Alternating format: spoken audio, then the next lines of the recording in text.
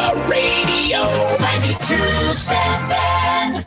3, 2, 1. Chattanooga Radio. Digital FM 95.3 HD4. 92.7 FM's news. Now. Head-on crash narrowly avoided. It was all caught on camera. Hickston man driving along Cassandra Smith Road on Wednesday. A driver heading the opposite direction crossed the center line. Jake Ketterer had to run off the road and wreck to avoid a head-on crash. Police are using the dash cam footage to track down the driver so he or she can be charged. A Chatsworth man has pled guilty to stealing a gun and using it to murder his wife. Prosecutors say Oliver Cannon then turned the gun on himself in a failed suicide attempt. Cannon will spend the rest of his life behind bars for killing his wife, Johnny. And Major Tommy Bradford with the Dade County Sheriff's Office walked for the first time in months. Thanks to his newly fitted prosthetic leg, Major Bradford badly injured when a woman crashed into him during a chase, causing his leg to be amputated. There'll be a fundraiser Saturday. Proceeds going to Major Bradford at Wes Hickson's Outdoor Adventures on Highway 11. Val St. John for Nuga Radio News Talk 92.7. Action News now. Nuga Radio, Chattanooga weather. Lots of clouds, but mainly dry out there for your afternoon. Not bad. Highs creeping into the lower 50s. Tonight, lows upper 40s. Saturday, rain marches in early. Very wet, breezy, mild highs near 60. Colder tomorrow night. A few flurries passing through. Breezy, cold Sunday. Get ready for Old Man Winter's frosty breath with Dodge City Ski Shop, featuring the largest selection of cold weather clothing around. From infants to adults, head to toe, they have it all at Dodge City, East Brainerd Road, Chattanooga. And I'm Sworn Team 12 Chief Meteorologist Pat Report. Nuga Radio 92.7.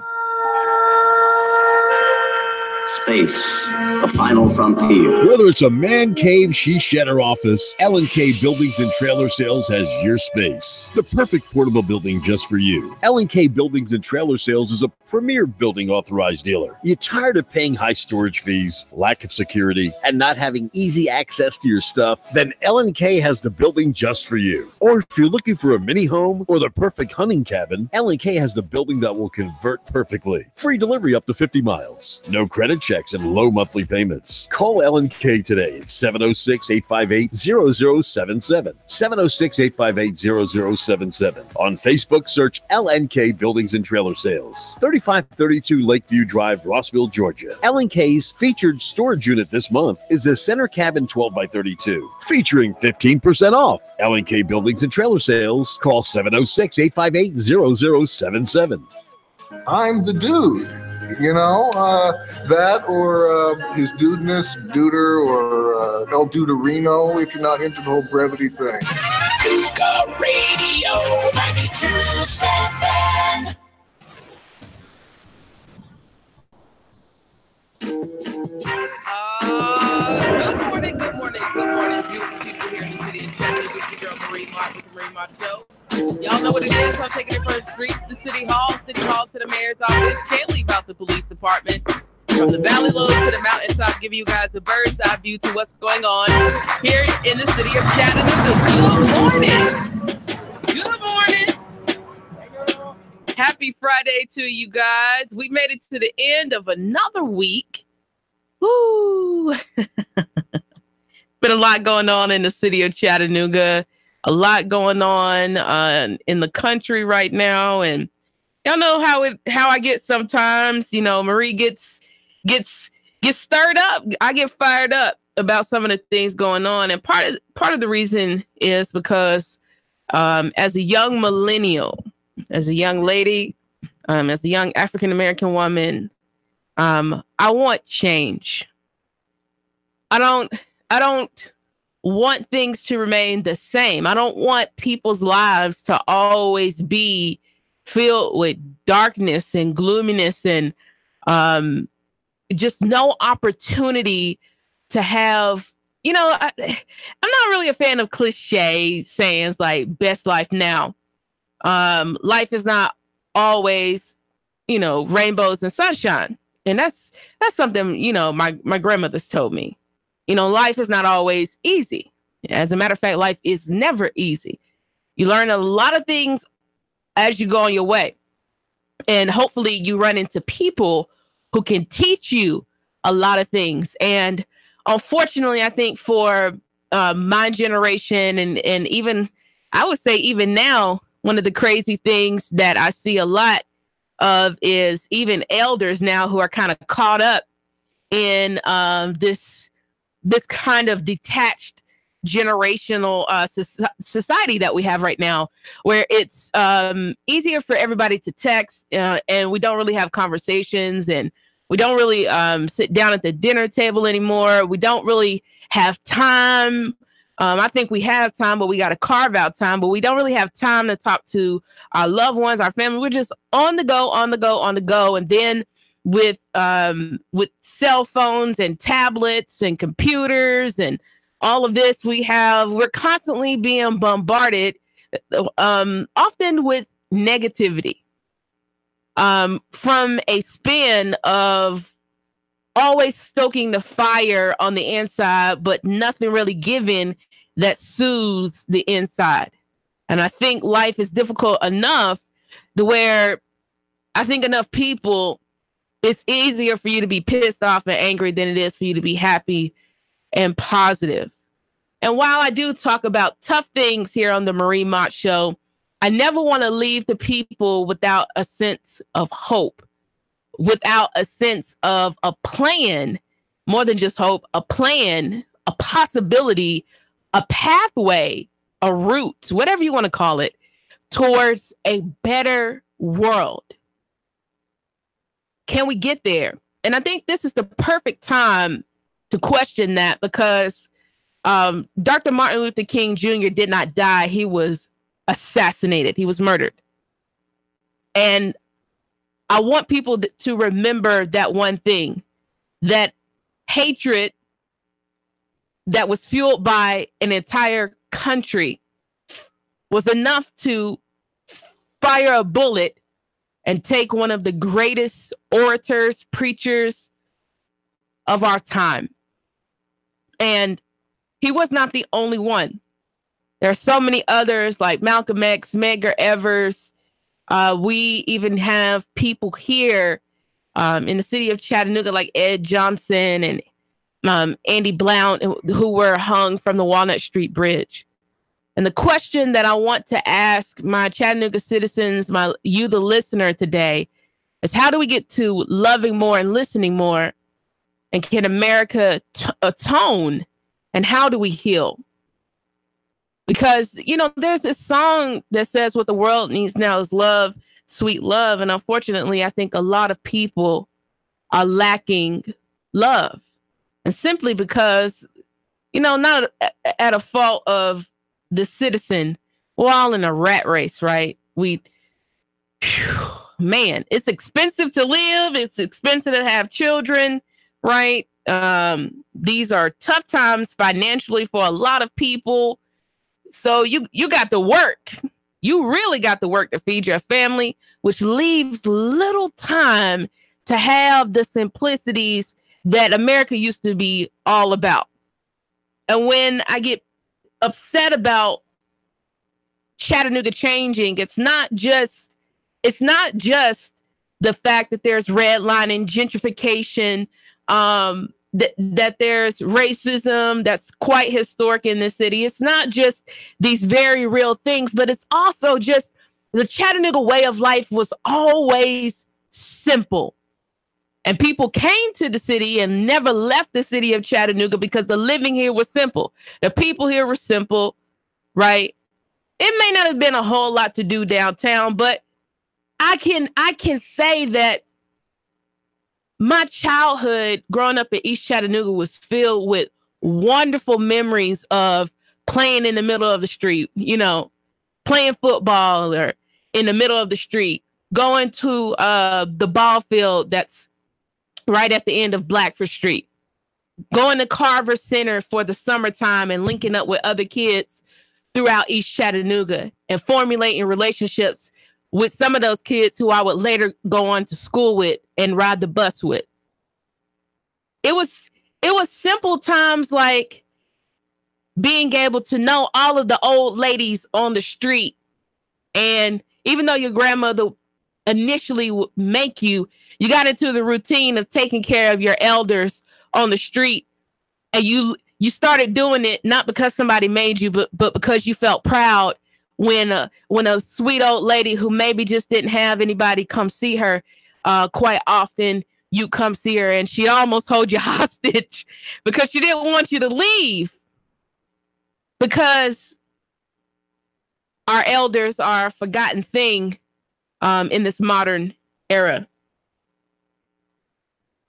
The thing that's disappearing, the fact that people are pushing so hard to make Chattanooga like Atlanta or Seattle or this place or that place, is the uniqueness of the city disappears.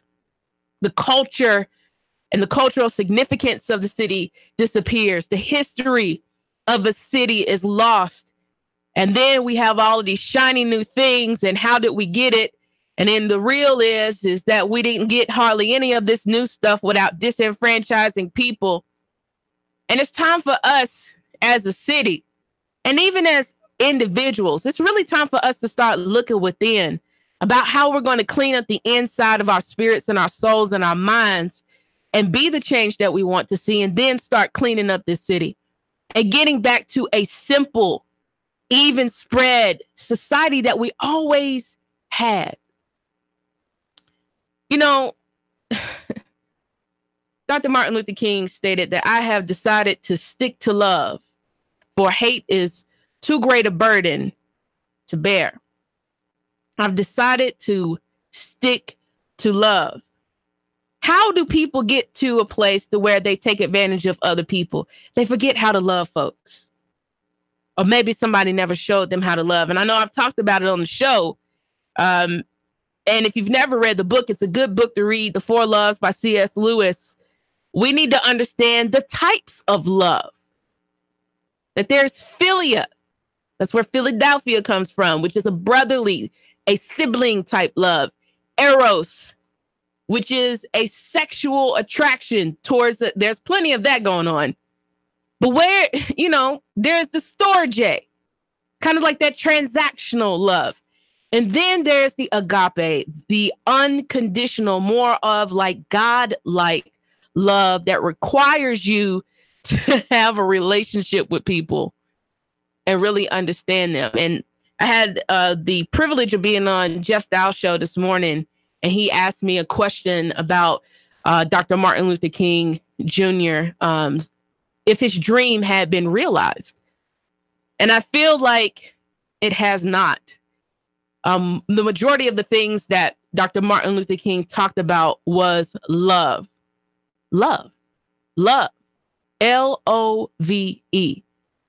But he was talking about the agape kind of love that would have a society that shouldn't really believe in hierarchies, that shouldn't believe in the haves and the have-nots, that really shouldn't pit people and classes against one another, but rather people just learn how to be grateful for what they have.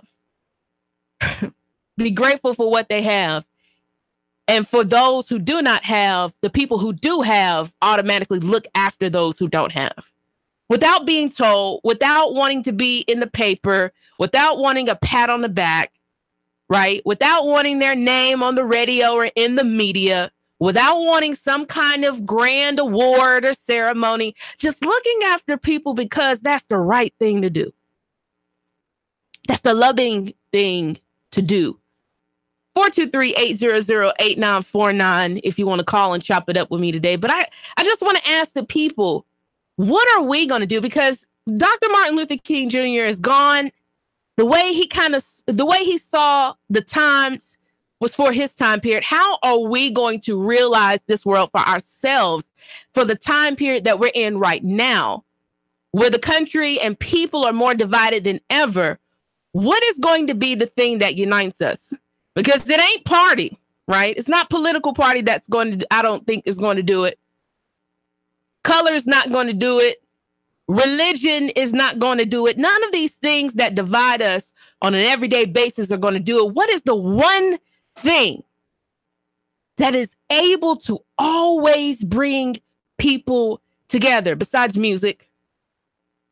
It's got to be love. And how are we? How are you?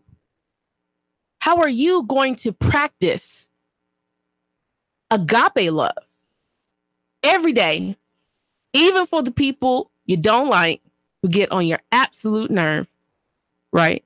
Who are not always right, who sometimes are ignorant. How are you going to practice love with these folks? And so I wanted to talk about that today because I wanted to break that down of how I feel. And I'm not always right. I talk about things from my context, and hopefully I drop some things on you to where you can consider some things to do.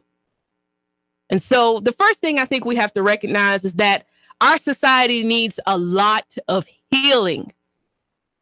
America needs to be healed from the inside out. But what that takes is, it's just like when a surgeon goes in and removes gangrene or cancer, you got to cut out all the nasty parts, which is painful. So I think the first thing we have to recognize is that we got a lot of things going on, and a lot of this stuff is old, beyond us, beyond our generation, beyond even our parents and grandparents, that we were already on a course in America that we were going on. But do we believe it's too late for us to change direction and do something different? Or do we just have to feed into the direction that we're going in and always be at each other's necks about what's going on? America is hurting. People are hurting. People are oppressed.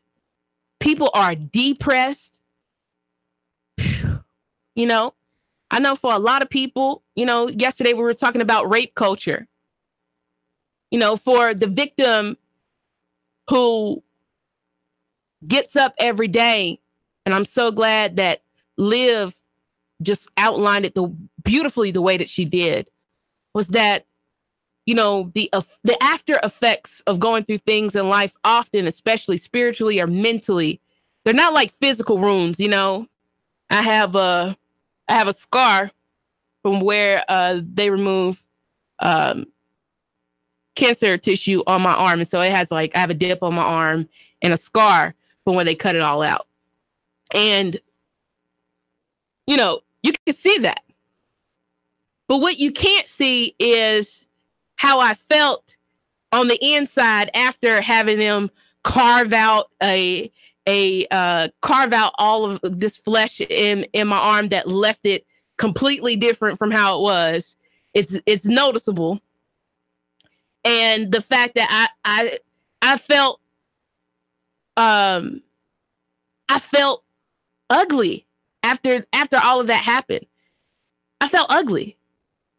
And I remember, I don't even remember what my dad said. My dad said something jokingly to me after all of that happened. And I actually have another one and a scar on my back where they removed tissue as well. And he said something about it, and I ended up breaking down in tears. But because he didn't understand that emotionally, even though I was glad that they removed all of this nasty stuff out of my arm and out of my back, the scars, I felt like when I put on a dress or a tank top, people would see it and say something about me and different things. A lot of the things that people, their experiences in life, you don't see that. And so one of the things that we have to get back to in America, you know, and this don't matter who you are, we got to slow down enough in life to where we get back to having basic conversations. Quite the contrary. I think that most people now having conversations, starting a conversation, you know, when I see people try, it almost is like awkward because it's not something that we really, really do anymore. Like, when's the last time, and I really want you to ask yourself this if you're listening, when's the last time you sat down with family, minus a holiday or a birthday or a special occasion? When's the last time everybody got in the kitchen and you hand me the spices, you cut up the celery, you take the skin off the chicken, and the whole family is not only fixing a meal, but then you sit down and you have a meal with the family? And you didn't buy it. You made it. Do we do that anymore? Do we do that anymore? When's the last time you had a game night with your family? Phones off. You got a bowl. Everybody got to put their phone in the bowl. That's the rule. When you get together with family, nobody can be on their cell phone. So when you sit down at the dinner table, That's going to be a tradition in my family whenever I have one. I'm collecting phones, and everybody going to know the rules. When we come together, no phones, no tablets, no none of that. It's got to go in the basket or the bucket. And you sit down, and because that's something that I love doing with my parents. We would have quote unquote family night, and we would play Monopoly. And I had to devise ways to cheat because my parents would always kick our behind. Or Uno. And my dad has like this. He's so funny. My dad has like this thing that he does where he beats you at Uno, right? Where he'll stick the card on his forehead. I love that. Like, so Uno with my grandmother, my mother's mother, she would play gin rummy with us. Do kids even know how to play gin rummy? Like, that's like an old ladies game. But she would play gin rummy with me and my sister. And she would call my sister 3-Card Molly. She gave her a nickname because of how she would always deal out 3 cards. So we would have to play a long game. And my grandmother would tell us stories. She would tell us things about her childhood. And we would have a good time. I remember one time, rest in peace, Grady. I love you so much. We were sitting down in the study, and we had finished our homework, and we were playing gin rummy. It was me, my sister, and my granny. My brother was upstairs on his keyboard doing something, I'm sure. And my grandmother says she couldn't see really well, but she refused to buy glasses. My grandmother decides that she's going to, that her lips were chapped, right? And she's like, oh man, my lips are chapped. And we had like this little small basket where we would keep pencils and pens and stick glue. And I kid you not, because she refused to wear glasses, my granny picks up Elmer's glue tube. I know if my mom is listening at this, she's hollering. She picked up an Elmer's glue tube and then put it on her lip. Put it on her lips and then put it right back in and was trying to, how you rub your lips together to get to spread it evenly. And she was like, why are my lips sticking? And we were like, Granny, that's it. We let her put it on. That was so petty of me and my sister. We did. We let her put the Elmer's glue on. I'm so sorry, Granny. If you're watching from the ancestral plane, I know you are laughing.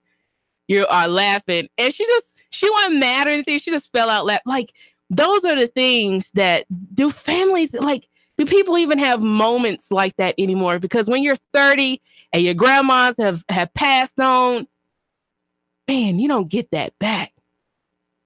Oh, you don't get those. All you have are those memories. You don't get that back. Talking about it today. No hard stuff today. How can we get back, not only in this country, but in our communities, in our homes, in our relationships with the people we love and care about? How do we get back to simpler times? Simple things like love and listening to one another. Stay tuned for the second half of the segment. 3, 2, 1. Chattanooga Radio. Digital FM 95.3 HD4. 92.7 FM's news now. TBI is a new man on the top 10 most wanted list. He's from Hamilton County. James David Robinson, wanted for first-degree murder, especially aggravated kidnapping, and especially aggravated robbery. He's 150 pounds, 5'9", white with brown hair, blue eyes, possibly a beard. If you know where he is, call 1-800-TBI-FIND. Chattanooga Police Department wants your help finding out who killed a Hickson woman. Her body was found on Moody Sawyer Road. CPR was performed, but it was too late. Hamilton County EMS pronounced her dead at the scene. Taya Whiteside. Police are trying to find out who killed her. Chattanooga's federal court is going to stay open for an extra week thanks to a decision from the Administrator of Courts over in Washington, D.C. A deadline of today was given previously, but Judge Sandy Mattis now has an extra 7 days to sit at the bench. Jeff Stiles of Fred the Show, 8 to 10 every weekday. Russell Stroud, Nooga Radio News Talk 92.7 Action News now. Sean Hannity, weekday afternoons from 3 to 6 p.m. on Nuga Radio 92.7 FM. Nuga Radio 92.7. Hey folks, Jeff Stiles here, talk radio host and infamous technophobe. But I got to tell you, this Facebook Live that Nuga Radio does, it makes sense to me. It really does. Now, we're at 92.7 on the FM dial, but really where you need to go is NugaRadio.com and just do the streaming audio, 8 to 10 a.m. The first hour is mostly just me just throwing commentary on top of the news. The second hour is me frustrating and irritating you beyond all belief. NugaRadio.com. Don't miss it. Every weekday. Nuga Radio 92.7.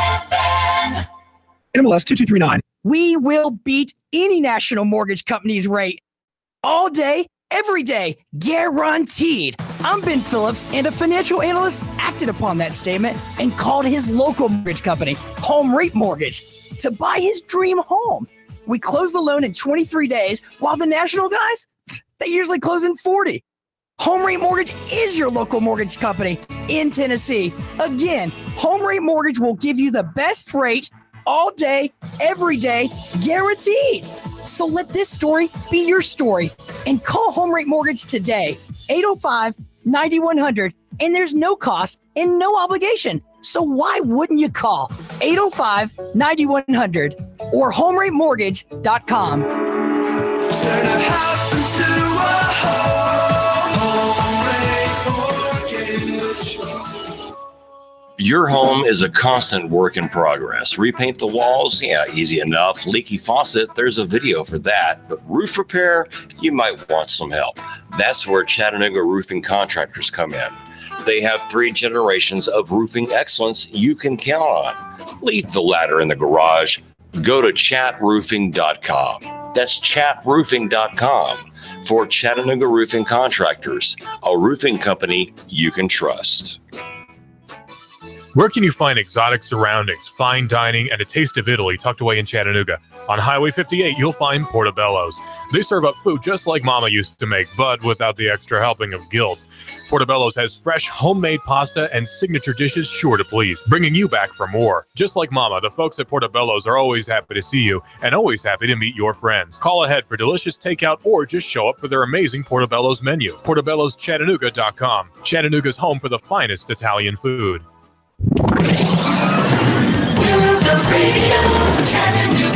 It's been lots of clouds, but mainly dry out there for your afternoon. Not bad. Highs creeping into the lower 50s. Tonight, lows upper 40s. Saturday, rain marches in early. Very wet, breezy, mild highs near 60. Colder tomorrow night. A few flurries passing through. Breezy and cold Sunday. Get ready for Old Man Winter's frosty breath with Don City Ski Shop, featuring the largest selection of cold weather clothing around. From infants to adults, head to toe, they have it all at Don City, East Brainerd Road, Chattanooga. And I'm Sworn Team 12 Chief Meteorologist Pat Report. Nuga Radio 92.7.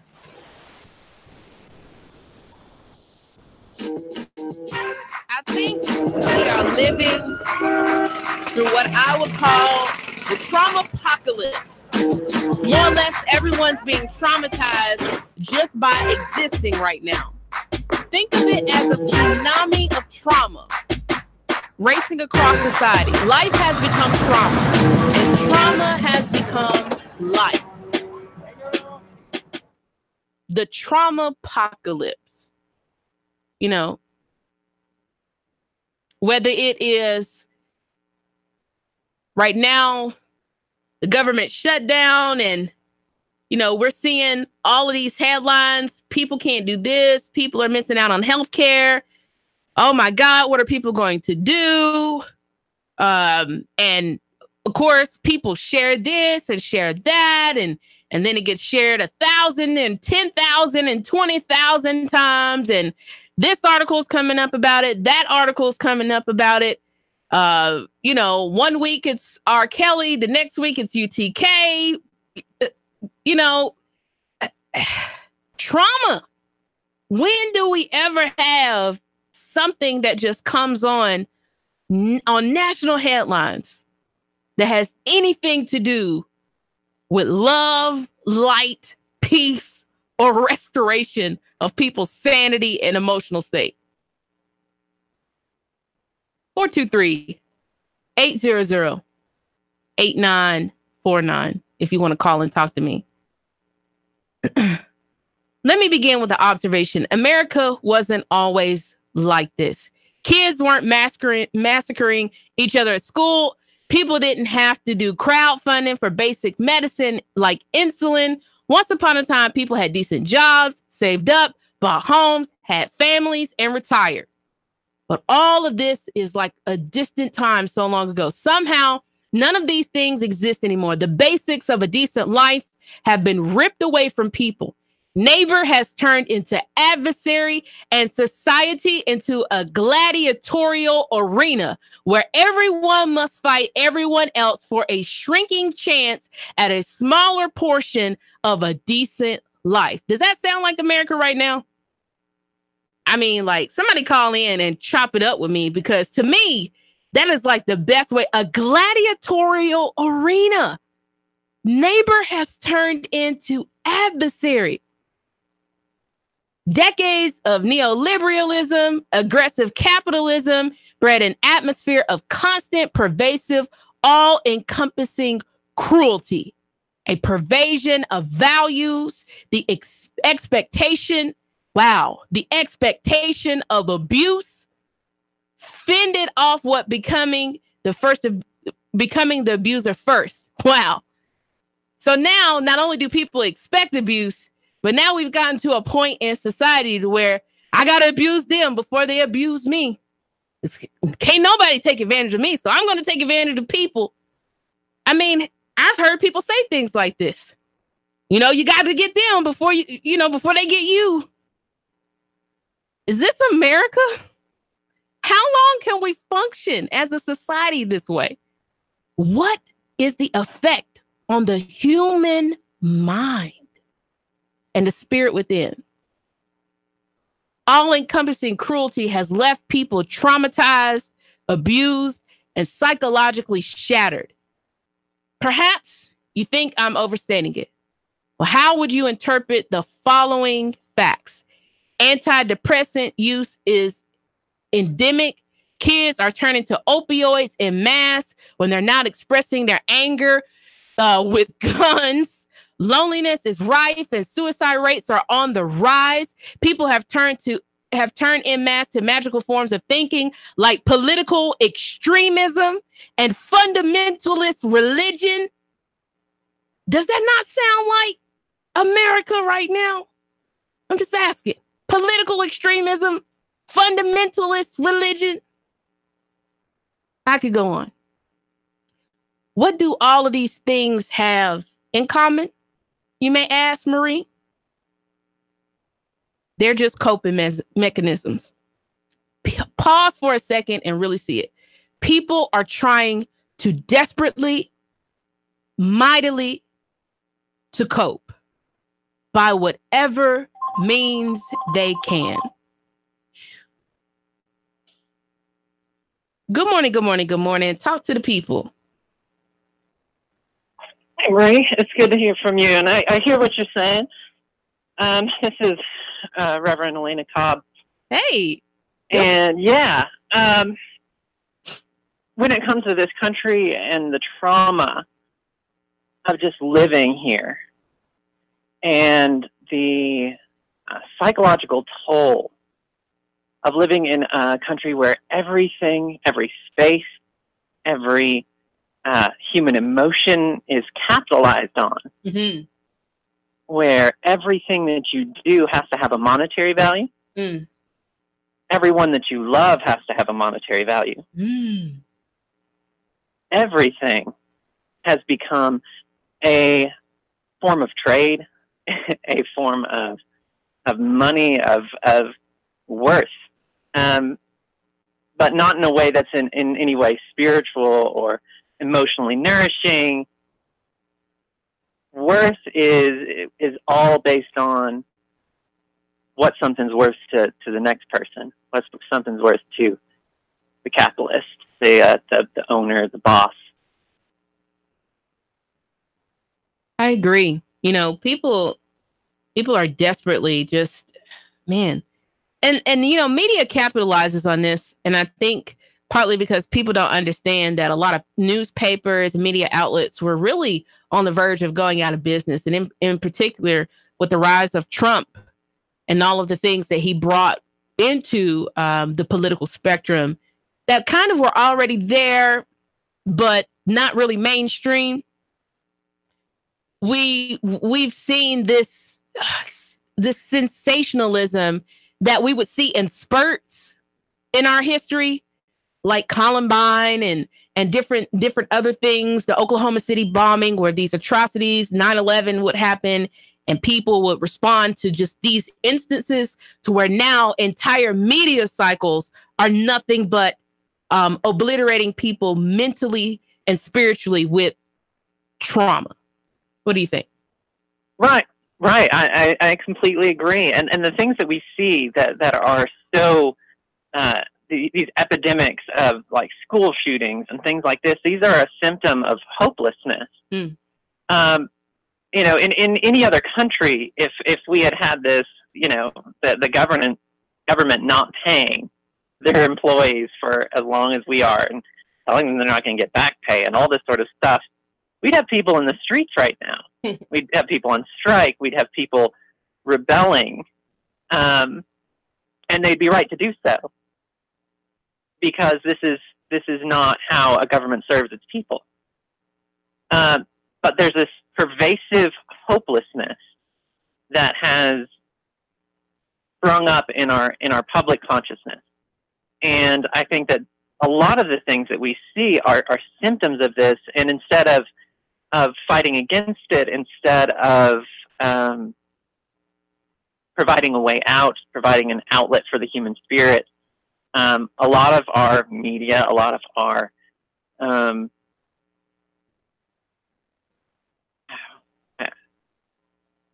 our leaders seek to capitalize on it, to just get what they can from it, to continue their own brand, their own upward trajectory. Thank you so much. I appreciate your comments. Oh, I love you as well. Next time I see you, I better get a hug from you. All right. Oh, man. Thank you for your comments. I'm going to read this by Bell Hooks. The first act of violence that patriarchy demands of males is not violence towards women. Instead, patriarchy demands of all males that they engage in acts of psychic self-mutilation, that they will kill off the emotional parts of themselves. If an individual is not successful in emotionally crippling himself, he can count on patriarchal men to enact rituals of power that will assault his self-esteem. You know, when we left off, it says that people are just, they're trying to cope. Oh, man, people are calling me. Oh. Good morning. Talk to me and the people. How are you doing today? Hey, I'm doing well. How are you? I was listening to the other caller. Mm-hmm. It was, you know, you've been talking about all these people that are out of government, being furloughed and all this other stuff. Mm-hmm. The one thing that people are missing is when government has problems like they are and they affect the people like they are, that's because we have allowed government get too big. That's the best. Our forefathers said it back in the day. The best government is a small government because people can keep control of them. Today, our government's gotten so big, our government controls us. And when they have their little spats going back and forth with what we've got going on today, it affects us. And we've allowed that to get too big. So you see, when a government has control over its people, you have tyranny. When people have power over the government, you have liberty. Right now, we're fighting against each other on what's right and wrong. When our government has gotten so big, we have no say-so no more. So just my thought there. I appreciate you. And I can agree. Part of that, and it's not just even just big government. I mean, I kind of talked about this yesterday when Mike Steele called on the show asking about the Catholic Church with, how was the Catholic Church able to continue to get away with the atrocities of sexually assaulting and raping boys and young people. And really what it boils down to, and I firmly believe this in a lot of sense and in a lot of things, is that people will do no more than what we allow. Government will do no more than what we allow. In a lot of ways, it's not that these evil people haven't always been here. And in some instances, America, it hasn't always had the best standards, and racism and slavery and redlining and gentrification. And there's a lot of things that could point to that. But in some ways, in some instances, there were moral standards of what we simply were not going to take. Period. A line drawn in the sand. And if people crossed that line, there were consequences. I think one of the reasons why government's gotten so big, why church has exploded, is not because people really love God or they're interested in trying to love their neighbor who we just talked about in this piece that I'm reading right here, where your neighbor now is your adversary, because we're all in the gladiatorial arena of life where we're fighting over less than what our grandparents and our parents had. What we're squabbling over, it ain't even much anymore. There is no such thing as a $40,000 house, a $20,000 house that's a nice, decent place to live. You almost now got to sell both your kidneys for you to get a house. There is no such thing as affordable health care.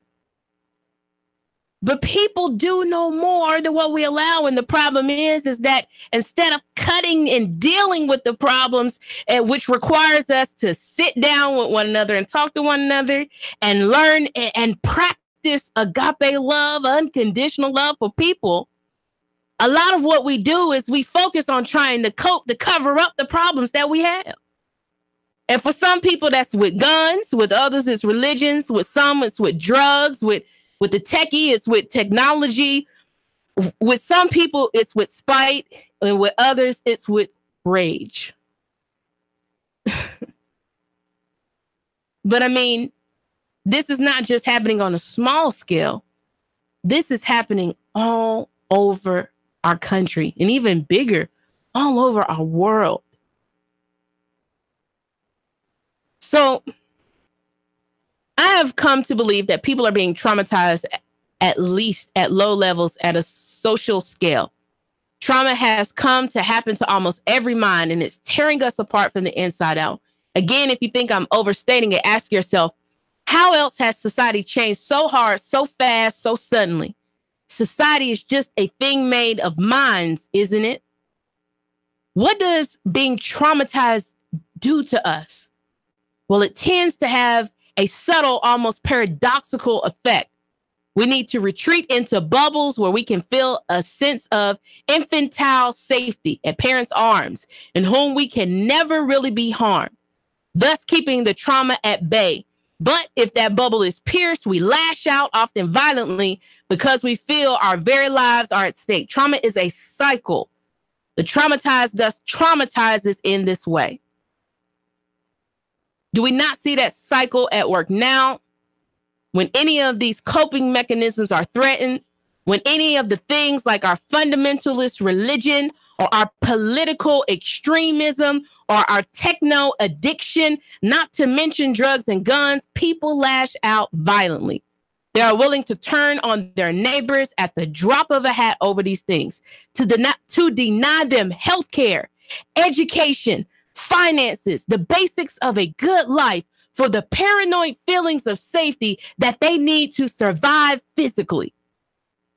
They feel their lives are at stake, remember, and perhaps their psychological survival is as well. But they can only really need such a profound sense of safety if they have been traumatized in the first place. The trauma apocalypse.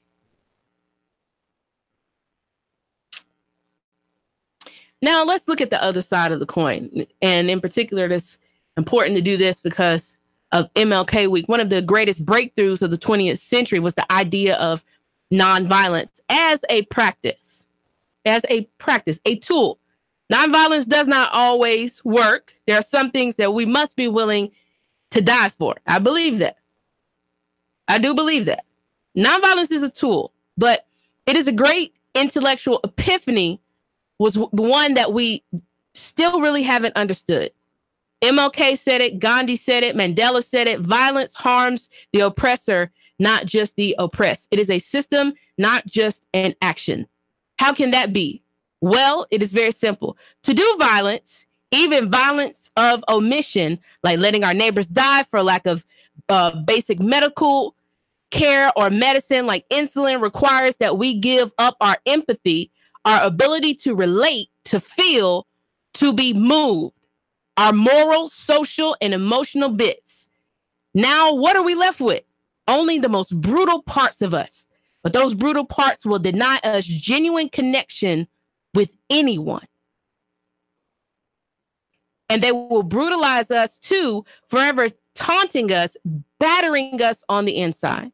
The abuser is also an abused person on the inside, abused by the system of violence in which he or she is trapped.